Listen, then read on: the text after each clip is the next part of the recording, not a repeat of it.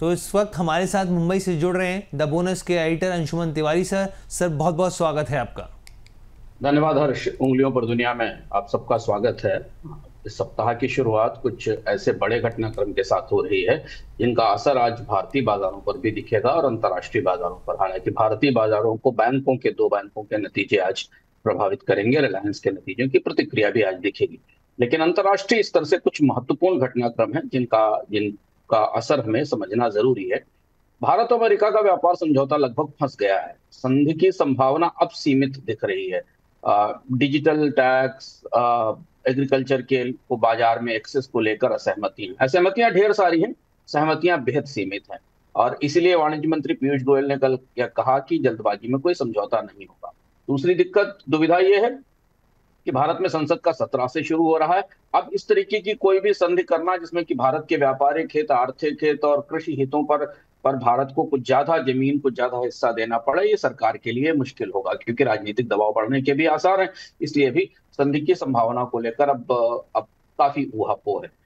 इधर Donald Trump ने फिर ये धमकी दी थी शुक्रवार को कि ब्रिक्स पर 10% टैरिफ लगाएंगे और उन्होंने कहा कि यह संगठन अपनी प्रासंगिकता खो रहा है। यानी डोनाल्ड ट्रंप ब्रिक्स वाले टैरिफ के अपने आइडिया पर, अपने विचार पर कायम है। और हम लगातार आपको बताते रहे कि संधि में, भारत और अमेरिका की संधि में शायद सबसे ज्यादा बाधाएं हैं। इतनी बाधाएं ईयू और अमेरिका की या जापान की संधि में भी नहीं है। इधर अमेरिका और यूरोप के बीच व्यापार वार्ता में कुछ तेजी आई है। 31 जुलाई की डेडलाइन से पहले इंडस्ट्रियल गुड्स को लेकर कुछ फैसले हो सकते हैं। हालांकि यूरोपीय समुदाय समानांतर रूप से अमेरिका के टैरिफ के बदले जवाबी टैरिफ लगाने की तैयारी भी कर रहा है।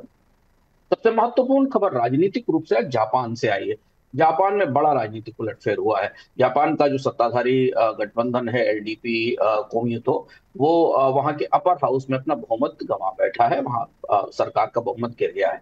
जापान में एक नई पार्टी सेंसीतो को उभरी है।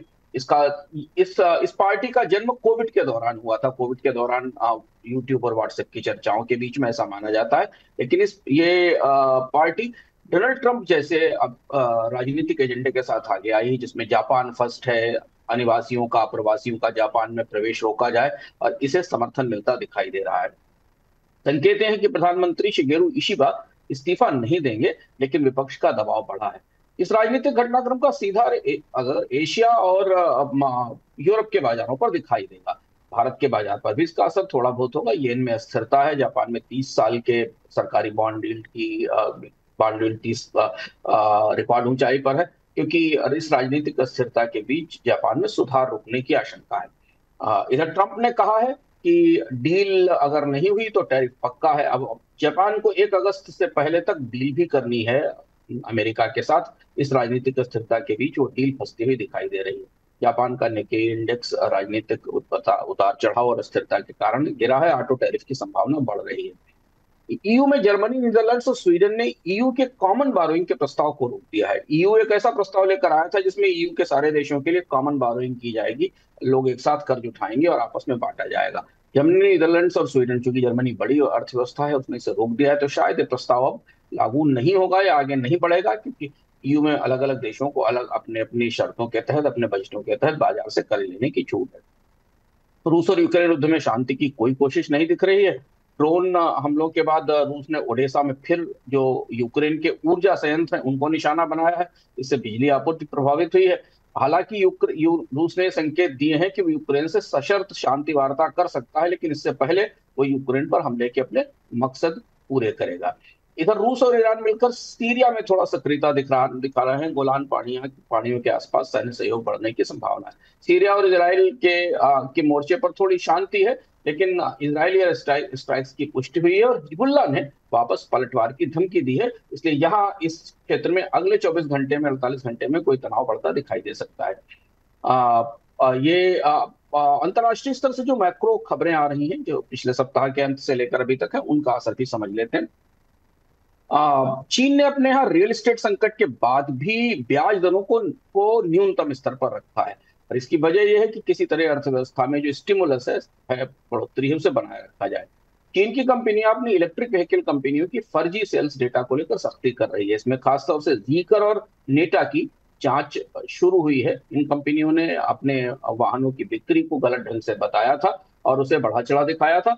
अमेरिका चीन के ईवी बाजार में रिपोर्टिंग को लेकर, वाहनों की सेल्स को के आंकड़ों को लेकर खासी गफलत है और इस पर वहां के नियामक सख्त कार्रवाई कर रहे हैं।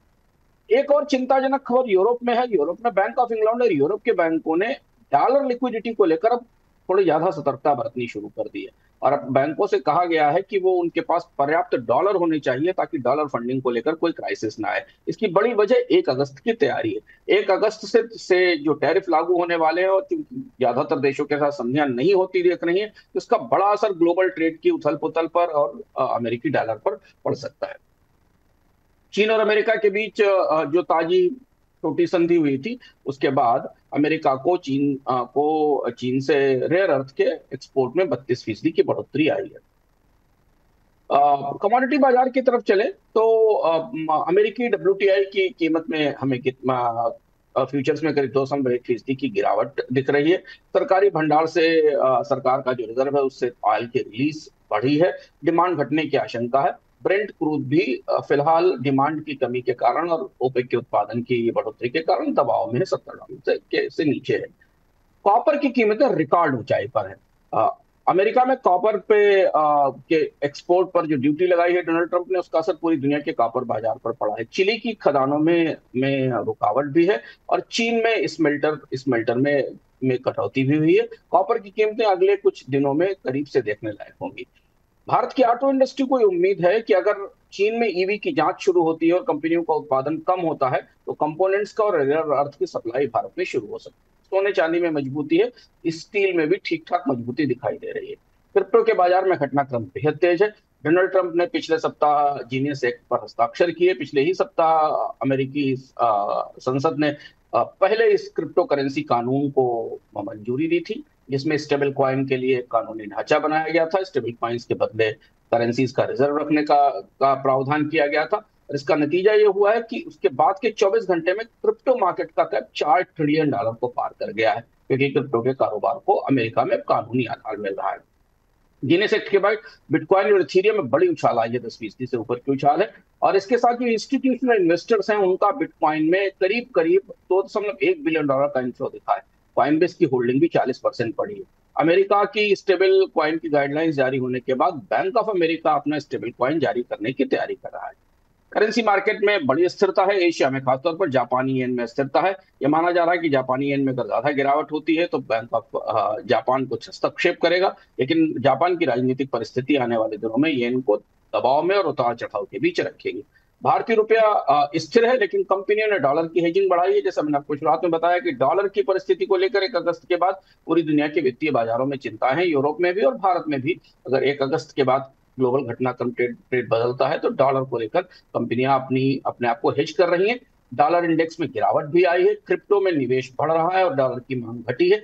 ये एक और वजह है कि भारत और पूरी दुनिया के जो ट्रेडर्स हैं और एक्सपोर्टर्स इंपोर्टर्स हैं, वो डॉलर की हेजिंग कर रहे हैं। अमेरिका से जुड़ी कुछ और खबरें हैं। ब्लैकस्टोन ने टिकटॉक की डील से हाथ खींच लिया और अब टिकटॉक का भविष्य फिर मुश्किल में दिखाई दे रहा है कि टिकटॉक में डेटा सुरक्षा को लेकर गहरी चिंता है। माइक्रोसॉफ्ट ने तय किया है कि अमेरिकी रक्षा कॉन्ट्रैक्ट में जहां उनकी कंपनी काम कर रही है, वहां पर चीन के इंजीनियर अब काम नहीं करेंगे, उनको बाहर बुला लिया जाएगा।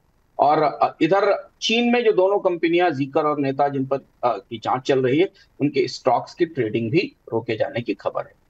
भारत में 2-3 महत्वपूर्ण खबरें पिछले सप्ताहांत से आई शुक्रवार के बाद, जिनका असर हमें दिखाई देगा। बैंकों की कॉर्पोरेट लोन ग्रोथ काफी तेजी से गिरी है।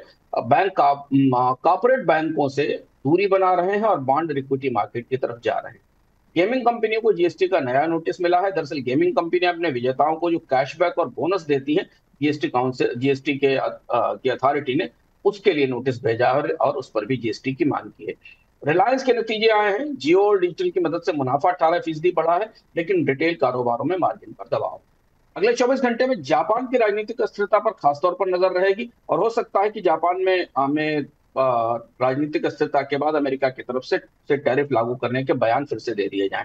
भारत और अमेरिका की संधि मुश्किल में है। भारत सरकार की तरफ से पक्ष स्पष्ट कर दिया गया है। डोनाल्ड ट्रंप की तरफ से अमेरिका की तरफ से किसी बयान आने की संभावना है। शेयर बाजारों के लिए एचडीएफसी और आईसीआईसीआई के नतीजे बहुत उत्साहवर्धक नहीं रहे।